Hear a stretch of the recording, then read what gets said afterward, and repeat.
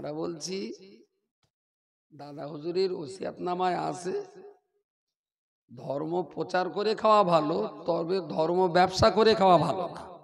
যারা দাদা হুজুরের ওসিয়াতনামা জবাই করছে তারা হলো দাদা হুজুরের খুব ভক্ত। সত্য উদ্ঘাটন হতেই হবে, যদিও সেটা 24 বছর সময় লাগে। সুতরাং ডাকলেই জেলখানার বাইরে যাব না। আল্লাহ পাকের নবী ইউসুফ আলাইহিস সালামকে ভাইরা যখন হিংসা করে গর্তের ভিতরে ফেলে দিল, পাতকুয়ার ভিতরে ফেলে দিল, ওই কঠিন কুয়ার ভিতরে গন্ধকারের ভিতরে নবী ইউসুফ আলাইহিস সালাম সেখানে পড়েছেন। তখন নবী ইউসুফ আলাইহিস সালাম বলছেন, রব্বুল আলামিন তুমি ছাড়া আমার কেউ নেই, আমার বাঁচাতে পারো তুমি, আমায় মারতে পারো তুমি। এই কঠিন মুসিবতের মাঝখানে আল্লাহ আমি তোমাকে দোষারোপ করব না, আমার জন্য যেটাই ভালো আল্লাহ সেটাই তো তুমি আমার জন্য বরাদ্দ করেছো। মালিকের উপর একটু অসন্তুষ্ট না, একটু অসন্তুষ্ট না। বলুন একটা 7 বছরের বাচ্চার পক্ষে কয়েকদিন যাবত ওই কুয়ার ভিতরে, অন্ধকার কুয়ার ভিতরে থেকে থেকে আল্লাহর কথাটা স্মরণ রাখা খুব কি সহজ মনে হয়েছে? খুব কি সহজ? সেই ইউসুফকে ওখান থেকে তুললো বিদেশি কাফেলা, পানি নেওয়ার জন্য বালতি দিল। আল্লাহ ইউসুফকে বললেন বালতির দড়িটা শক্ত করে ধরো। ওরাও টেনে টেনে তুলে ফেললো, ডাঙায় তুলে চিৎকার করে বললে ইয়া বুশরা হাযা গোলাম, বিশাল আনন্দ। ইয়া বুশরা আরবিতে ব্যবহার হয় বিশাল আনন্দের ক্ষেত্রে। ইয়া বুশরা হাযা গোলাম, বালতি দিয়েছিলাম পাতকুয়ায় পানির জন্য, আমরা সুন্দর একটা ফুটফুটে বাচ্চা ছেলে পেয়েছি। কাফেলা যে যেখানে চলো ছুটে চলে গেল, বাচ্চাটা দেখলো, এ কোলে নাই, ও আদর করে, এ চুমু খায়। এ বললো আমি নেবো, বললো আমি নেবো। কাফেলার দলে অনেক লোক ছিল, যার বালতি সে বললো কারুর দোকান আমি নেবো। তাহলে এই তুলিছিস তুই, বালতি তো আমার। একজন হলে দড়ি তো আমার, তাহলে দড়ি না হলে তো তুলতে পারতিস না। শেষ পর্যন্ত ঠিক হলো এটা বেচে দিয়ে যা টাকা হবে সেগুলো সবাই মিলে ভাগ করে নেবে। বিক্রি হলো। মিশরের বাদশাহ আজিজের ঘরে ছিলেন কেনান শহরে, ভাইরা হিংসা করে দিলে কুয়ার ভেতরে, এরা টেনে তুলে লাগালো বাজারে, বাদশাহ ওখান থেকে তুলে নিয়ে এলেন রাজদরবারে। আল্লাহ নবী ইউসুফ আলাইহিস সালাম মিশরের রাজদরবারে চলে গেলেন। দারুণ সুন্দর বাচ্চা, দেখতে শুনতে বড় ভালো। বাদশার স্ত্রী জুলাইখা বিভিন্ন কারণে আসক্তি হয়ে পড়লেন। আল্লাহর বান্দা মনে রাখুন, নবী ইউসুফ আলাইহিস সালামকে তাকে ফুসলানোর জন্য বাদশার স্ত্রী জুলাইখা বিরাট লম্বা একটা অট্টালিকা বানালেন। আর অট্টালিকার দেয়ালের গায়ে বিভিন্ন ধরনের নাকের ছবি তৈরি করলেন, অনেক ধরনের ছবি আঁকলেন, যে ছবিগুলো দেখলে পরে পুরুষদের উত্তেজনা সৃষ্টি হবে এমন নোংরা ছবি তিনি তৈরি করলেন। এবং ওই ঘরের ভিতরে একটাই মাত্র দরজা, কেউ বা কোনো কোনো কিতাবে এসেছে একটার পর একটা 7টা দরজা, এটা একটা, এটা একটা, এটা একটা, এমন করে 7টা দরজা। আবার কোন কোন কিতাব বলেছে 7টা দরজায় 7টা তালা নয়, বরং একটা দরজায় 7টা কপাট লাগানো ছিল।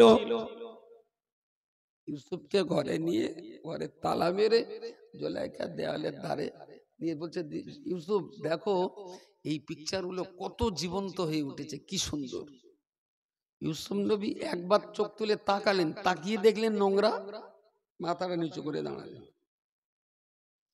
জুলাইখা একটার পর একটা দেখাতে দেখাতে আগিয়ে যাচ্ছে। ইউসুফ এইটা দেখো আরো সুন্দর, এই ছবিটা দেখো দারুণ লাগছে। বলতে বলতে অনেক দূর যে একটু ঘাড় ঘুরিয়ে দেখে, প্রথম একবার দেখিয়েছিলেন ইউসুফ সেখানেই দাঁড়িয়ে। সুবহানাল্লাহ বলেন, একটু জোরে বলেন। এখন আবার পাকিস্তান পানা হচ্ছে। নিজে বুঝে সুঝে সুবহানাল্লাহ না বললে মজা লাগে। এ যেন মনে হচ্ছে গাই তো দুধ দেবে না, গয়লা তো ছাড়বে না, ঠ্যাং বেঁধে দুধ লোয়াবে না। এতে গরুর ঠ্যাংও ব্যথা, গয়লার হাতও ব্যথা। একটু নিজে নিজে যদি মজা করে দুধ দেন না, কয়লা হিসেবে এমন তো বেঁচে যাই। একটু সবাই মিলে বলেন সুবহানাল্লাহ। বেশ হয়েছে, তবে হলস্টার গাইবানা হয়নি, দিশি গাইবানা হয়েছে। একটু গলা আরো একটু জোর করে বলুন সুবহানাল্লাহ। মাশাআল্লাহ। ওই একবারই তাকিয়ে চোখটা নিচু করে নিয়েছেন উনি, ওখানে দাঁড়িয়ে, আরে ইউসুফ এসো, আরে কত দামি দামি ছবি আছে, তুমি একটা দেখি মাথা নিয়ে চলে এসো না। ইউসুফ নবী তো পা তুলছেন না। ওদিক থেকে জুলাইখা যখন আবার উল্টে দিকে পা দিয়ে হাঁটা শুরু করেছেন, ইউসুফ নবী তুললেন, বললেন কালা মাআযাল্লাহ, আল্লাহ আজকের এই চরম দিনেতে সাহায্যকারী একমাত্র আপনি। ঘরে দরজা দেওয়া, দেওয়ালে নোংরা ছবি, মহিলাটাও এই করতে চাইছে। আল্লাহ আমি এই কাজের কাজী না, তুমি ইজ্জত বাঁচাবার মালিক, সাহায্য একমাত্র তোমারই ছাড়া আজ আর কোনো উপায় নেই। ওদিক থেকে জুলাইখা এক দুপা আসছে। ইউসুফ নবী জানতেন ঘরে 7টা তালা, কিন্তু দাঁড়িয়ে থাকেন। কালা মাআযাল্লাহ, কালা মাআযাল্লাহ, আল্লাহ নবী ইউসুফ আলাইহিস সালাম সাহায্যকারী শুধুমাত্র আপনি, আজকে সাহায্য আল্লাহ ছাড়া আর কেউ তো করবে না। উদ্দেশ্যে দরজার দিকে ছুট দিলেন। ওদিকে ইউসুফ আপনার জুলাইখা দৌড়ে এলো, ঠিক দরজার মাঝখানে, দরজার সামনে ইউসুফ ছুটে যেই না এলো, কালা মাআযাল্লাহ, আল্লাহ সাহায্য শুধুমাত্র তোমার। দরজাটায় হাত দিতেই সম্পূর্ণ 7টা তালা ভেঙে নিচে পড়ে গেল। জোরে বলুন সুবহানাল্লাহ। তার মানে বাঁচার নিয়ত যদি প্রকট থাকে, বেইজ্জতির হাত থেকে আল্লাহ বাঁচায়। আল্লাহ বাঁচায়, মানুষ বাঁচতে পারে না। সত্যি মিথ্যে বলতে পারবো না। তোমার একটা গল্প শোনা, অনেক দিন আগে কোন মৌলভী সাহেব ওয়াজ করতে গেছে, ওয়াজ করতে খেতে বসার পরে বাড়িওয়ালা খেতে দিয়েছে, সব দেশে যে ছেলেটা খাদিম করছে আর বউটা ওর মাটা বাড়িতে দরজার কাছে এনে দিচ্ছে গোস্ত দিচ্ছে। তাহলে যাই খোকা, তোর মা জিজ্ঞেস একদিনই এ মুরগি বাঁধা ছিল কি, আর মুরগি একটু নোংরা টোংরা খায়, তো 3 দিন বেঁধে রাখলি নোংরা টোংরা আর খেতে পারবে না। এখন ছেলেরা বলতো হুজুর বাঁধা টাধা না, আমার সেই আম্মা ধান জাল দিচ্ছিল, আর এই মুরগিটা পাশের বাড়ির মুরগি এসে আর আম্মা এড়ো বেরোলো, আর সেই এড়ো মারলি ঝটপট করতে হলো, ওরা দেখতে পেলে আর বকবে বলে টুক জবাই করতে সেই গোস্ত দেশে আপনার। সেই রকম রাগ, পরের মুরগি। আমি একটা আলেম মৌলবী লোক, আমি সব হারাম টারাম খাই নে, আর আমার পরের মুরগি এড়ো মেরে জবাই করে দে আমার দেশে। জানোয়ার কোথাকার, তোর এখন হালাল দিয়ে বাড়ি সভা দিছিস, হাট এখানে হাট। তাহলে তো হুজুর তাহলে বাড়ির দিকে লে যাই, তাহলে লে যাস না, একটু কাজ করে ঝোল পানাটা দে, গোস্ত খাবে না, ঝোল খাবে। এরম ছেলেটা এরম কাজ করে ধরেছে, ধরলি ঝোল এসতেছে, উপরের গোস্ত একটা দাগ ছটছট করে নিচে পড়তেছে, আবার চামচ দিয়ে থাকাচ্ছে, কুছি থেকো না, যদি আপস মে আয়েগা তো হালাল হয়ে যায়গা। আমার তো খাবার নিয়ত নেই, পরের মুরগি আমি একটু ঝোলটা খাবো, তবে গোস্ত যদি ওর ইচ্ছায় আসে বাধা দেওয়ার দরকার নেই, এমনি এমনি আসে তো আসো।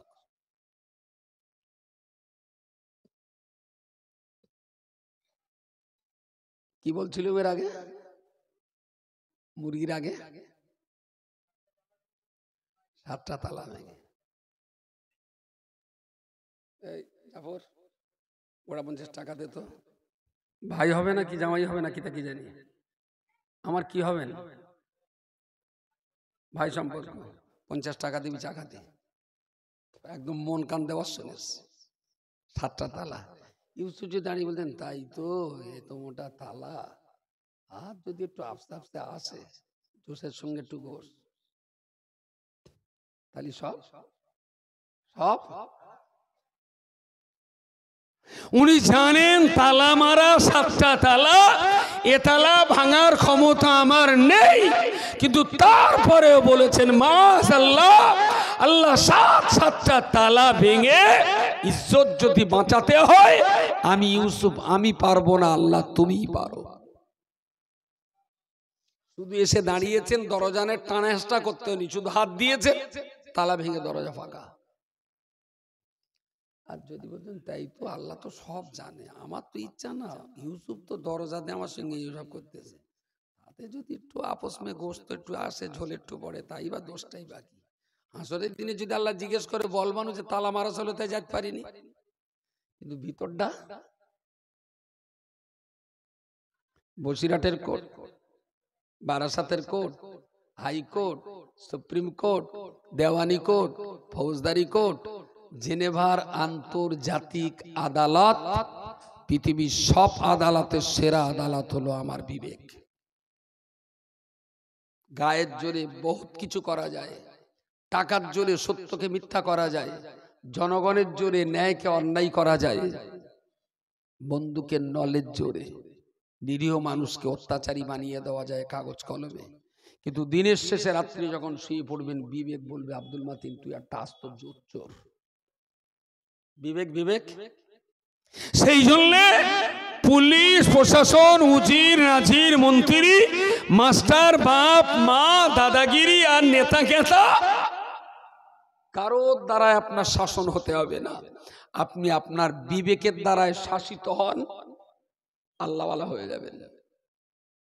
কে শাসন করবে আপনার? আপনার বিবেককে জাজ বানিয়ে আব্দুল মাতিনকে কাঠগড়ায় তুলে দিন। বিবেক আব্দুল মাতিন, কাঠগড়ার আব্দুল মাতিনের বিচার করে দেবে জান্নাতি না জাহান্নামী। আমার কথা বলা যায় না। বিবেকের দিয়ে নিজেকে শাসন করুন, থানা পুলিশ কোর্ট কিছু লাগবে না। ইউসুফ নবীর ভিতরে শস্য দানা পরিমাণ নোংরামি করার দিকে কি কোনো টান ছিল না? থাকলে তো সমাজের মানুষের কাছে জবাব দেওয়ার মতন প্রচুর থাকতো। ইউসুফ এরকম করলে কেন? না চাচা তুমি তো ভেতরে ছিলে না, তা কি বলবো, 7টা তালা মারা ছিল, কি করি বলো দিন চাচা আমি। মোড়লরা বুঝবে তাহলে তো বাচ্চা মানুষ কি করবে, ও 7টা তালা মারা। কিন্তু বিবেক রাইডার। আল্লাহ নবী ইউসুফ আলাইহিস সালাম ক্বালা মাআযাল্লাহ, সাহায্য শুধুমাত্র আল্লাহর। আল্লাহ তুমি ছাড়া আমার কোনো সাহায্যকারী নাই। দরজার কাছে আসে, দরজায় ঘাত দিতেই তালা ভেঙে গেল। দরজার বাইরে উনি এক পা দিলেন, পিছন থেকে জুলাইখা নবী ইউসুফের পিছনের জামাটা ধরে ফেলেছে। এক পা বাইরে, এক পা পিছনে, জামার কলার, জামার পিছন, জুলাইখার হাত পুরো ধরেছে। সেই অবস্থা তো একটা টান মেরেছে, পুরো জামার পিছন থেকে এক খাপলা ইউসুফের জামার এক খাপলা জুলাইখার হাতে। বাইরে বেরিয়ে দেখে বাদশাহ। ইউসুফ নবী বাচ্চা মানুষ ছুটে বেরিয়ে, আর হঠাৎ তো দাঁড়ো যেন তীরের গতিতে এসছে, খানিকটা দূরে যেয়ে দাঁড়িয়েছে। জুলাইখা যেই বেরিয়ে দেখে বাদশাহ, অমনি 180 ডিগ্রিতে ঘুরপাক খেয়ে তোমার নি খেয়ে কাজ, কেরামারটা গোলা মারলে, চাকর আনলে বাড়ির রানী সম্মান দেয় না, জানো তুমি? এই ঘরের ভেতরে দরজা দিয়ে এইভাবে আমাকে অপমান করার ষড়যন্ত্র। বুঝতে পারেন চোরের মা।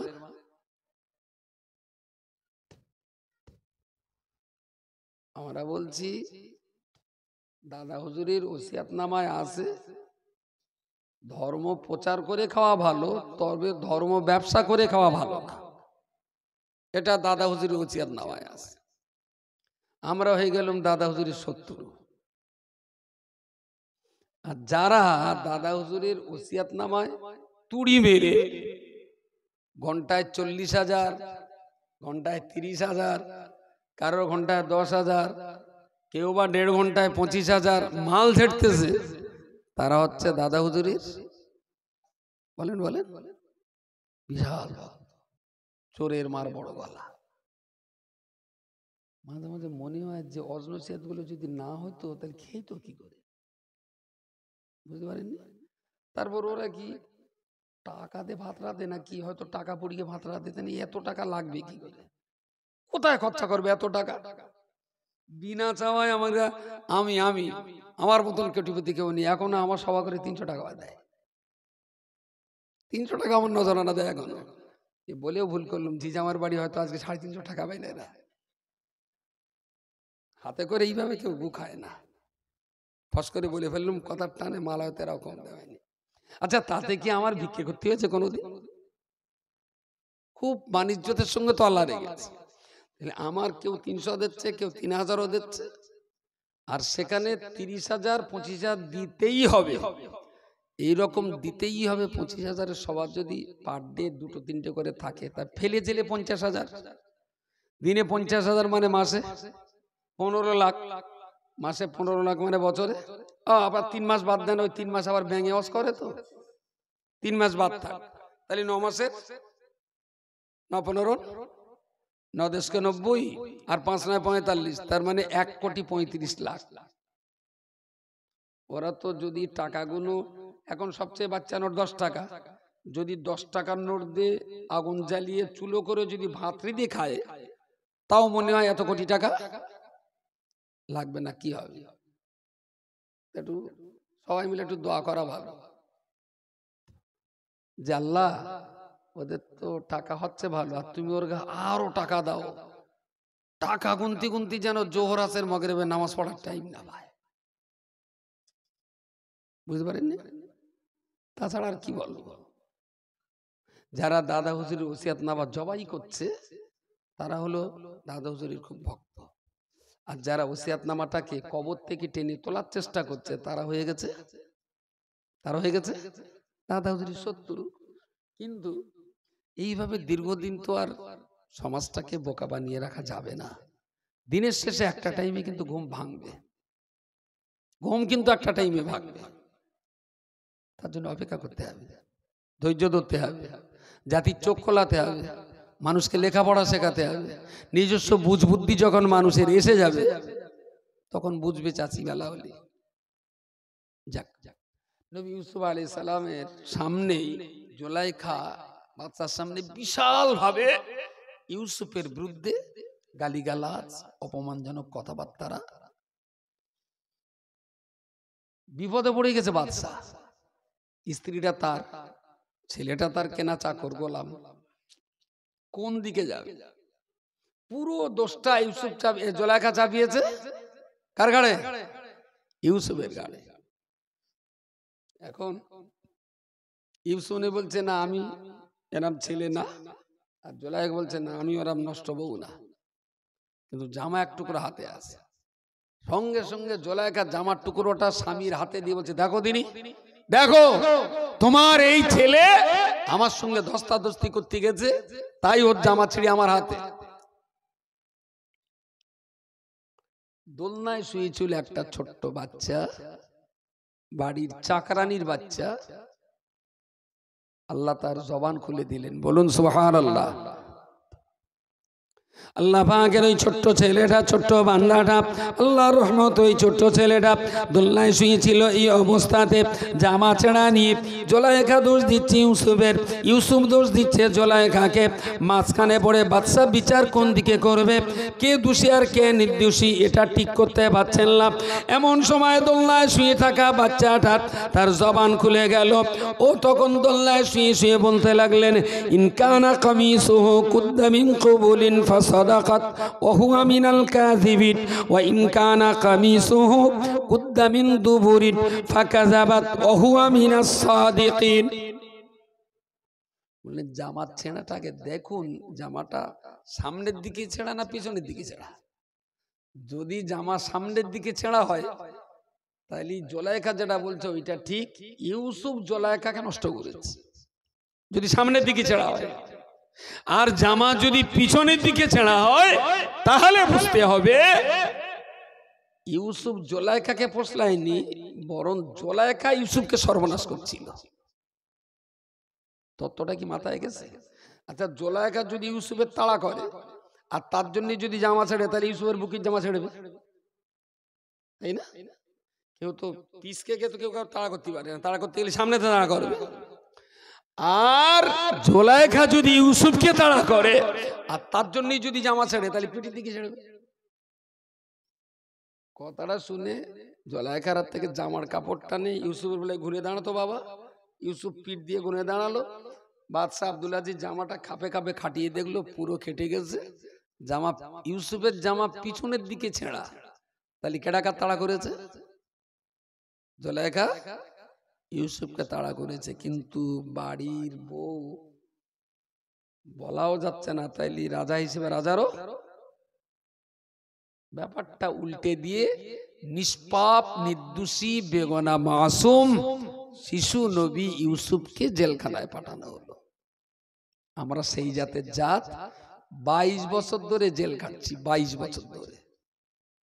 দোষ জামা আমার পিঠির দিকে ছাড়া, তাড়া করেছে জুলাইখা, তারপরেও বলতে হবে ইউসুফ বদমাইশ। বোঝেনি?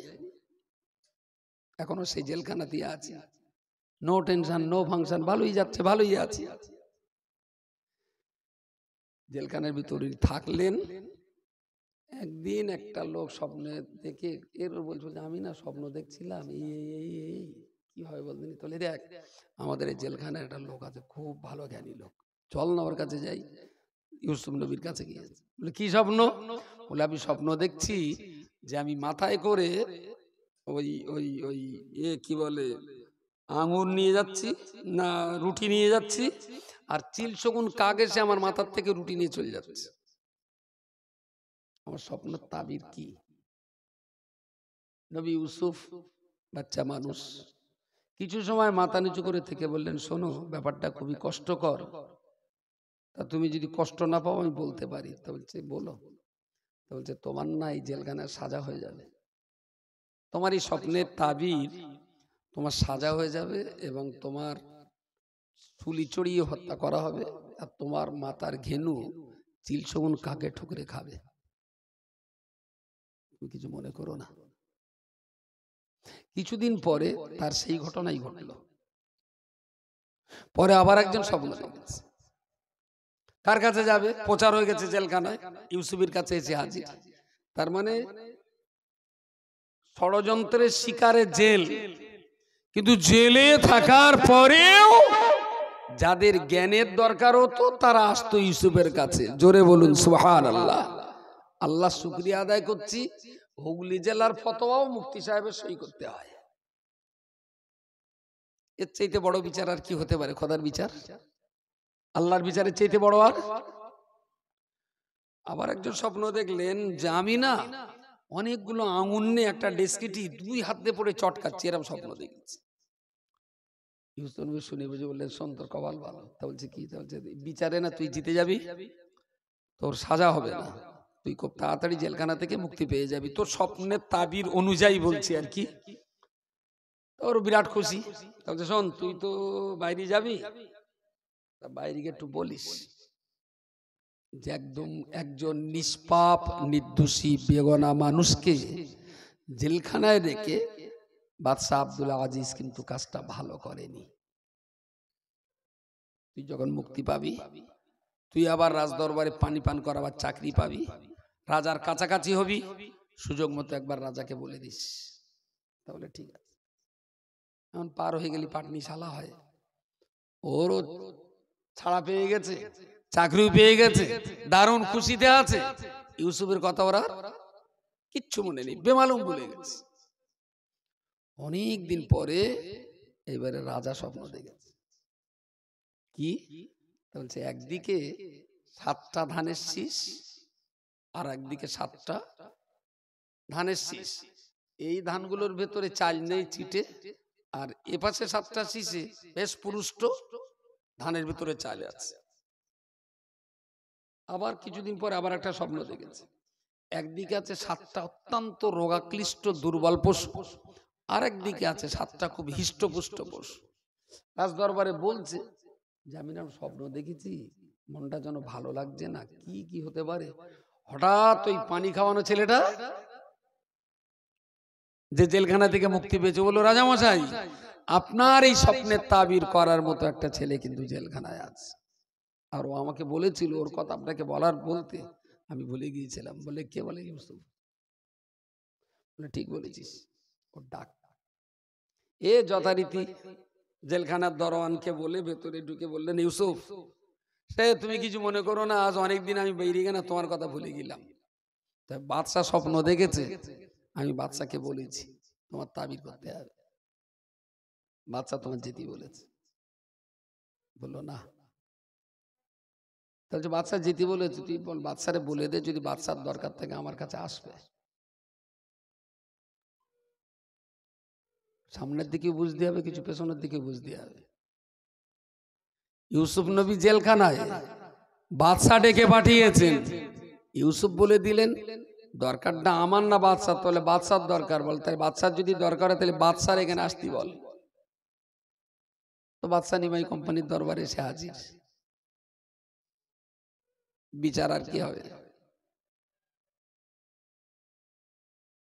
আল্লাহ পাকের নবী ইউসুফ আলাইহিস সালাম জেলখানার ভিতরেই থাকলেন। ওকে বলে দিলেন যাও যাও তুমি চলে যাও, যে বাদশা আমাকে ভিতরে ঢুকিয়েছিল ওই বাদশা আমার ডেকে পাঠিয়েছেন, আমি কোনো মতেই বাইরে যাব না।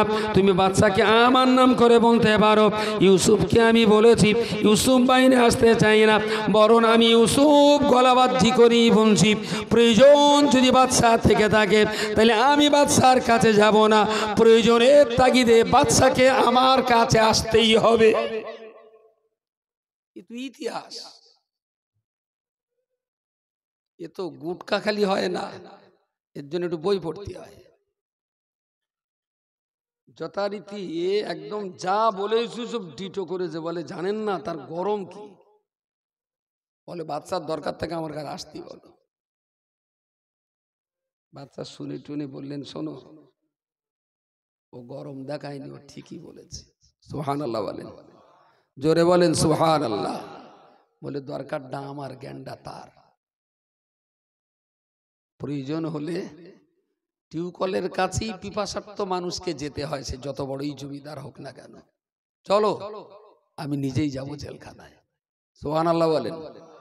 বাদশাহ আব্দুল আজিজ একদম জেলখানার চৌকাটায় দাঁড়িয়ে ইউসুফকে ডাকলেন। ইউসুফ এলেন কাছে, বললো আমি না একটু স্বপ্ন দেখেছি, তোমার সেই স্বপ্নের কথাটা বলবো, তুমি একটু বাইরে এসো। তাহলে আপনি আমাকে বাইরে যেতে বলছেন? বলছে হ্যাঁ।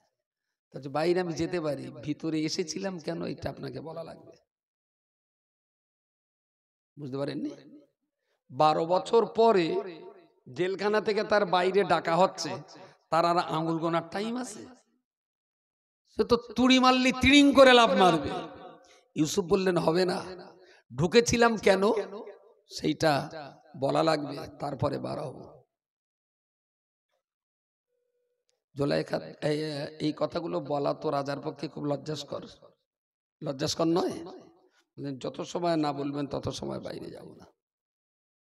প্রিয় শ্রোতা মণ্ডলী, সুনিশ্চিতভাবে বলতে পারি দুনিয়া আজও মনে করে এক হাতে তালি বাজে না, দুনিয়া আজও চিন্তা করে এক হাতে কখনো তালি বাজে না।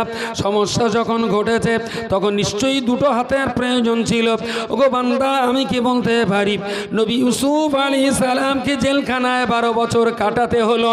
এই 12 বছর জেলখানায় কাটাবার পিছনে ইউসুফ নবীর কি একটা জায়গাতেও কোথাও দোষ ছিল? জাতি কোন লজ্জায় বলে যে এক হাতে তালি বাজে না? শরম করা উচিত ছিল যে একটা কিছু যখন হয়েছে তাহলে এর গায়ে একটু দোষ আছে। তুমি কি হিজড়ে? তাহলে এটা বলো যে ইউসুফ নবীরও দোষ আছে। চৌকাটার নিচেই, চৌকাটার উপরে বাদশা নিচে দাঁড়িয়ে বুক চাপড়ে বললেন ইউসুফ 12টা বছর জেলখানায় কাটিয়েছি, আপনি বললেই বাইরে যাব না। আপনাকে এই দরজায় দাঁড়িয়ে বলতে হবে আমাকে দোষী সাব্যস্ত করে দিয়েছিলেন না নির্দোষী হওয়ার পরেও দিয়েছেন, সত্য কথাটা বলবেন, তারপরে বাইরে যাওয়ার প্রশ্ন। বাদশার আব্দুল আজিজের চোখ দিয়ে অঝরে পানি পড়ছে। সত্যিই তো ছেলেটা নির্দোষী না, জামা ছাড়া কথা ছিল, ইউসুফের কোনো দোষ। আল্লাহর বান্দা বনে রাখুন, বাদশাহ আব্দুল আজিজ ইউসুফকে বুকের ভিতরে নিয়ে হাউমাউ করে কাঁদতে কাঁদতে বললেন, ও বাবা ইউসুফ, শোনো শোনো, না না, সত্য না না, তুমি নিশ্চিত করে জানো আমি কোনোদিন তোমাকে দোষী ভাবতে পারিনি, কিন্তু নিজের স্ত্রীকে জেলখানায় দিতে পারিনি। আমি আমার পরিবার শান্ত রাখার জন্যে তোমার মতো নির্দোষী বাচ্চাটাকে, নির্মম নিষ্কলুষ চরিত্রের নির্দোষী বাচ্চাটাকে আমি তোমাকে জেলখানায় দিয়ে অপরাধ করেছি, অন্যায় করেছি। ইউসুফ, তুমি আমাকে আর জ্বালিয়ে পুড়িয়ে শেষ করে দিও না। আমি আমার অপরাধ স্বীকার করেছি। আমার বিবেকের জ্বালানা আগুনে আমি জ্বলে পড়ে সারকার হয়ে যাচ্ছি।